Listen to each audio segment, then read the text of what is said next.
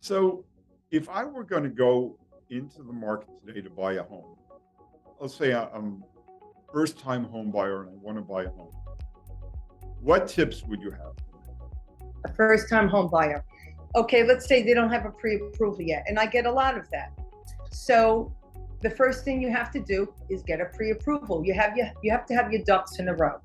You have to have a direction. You have to have a budget. How do we know where you want to buy? How do we know what price point you're at? We don't want to waste their time and look at $600,000 houses when they won't be approved for, let's say, 450.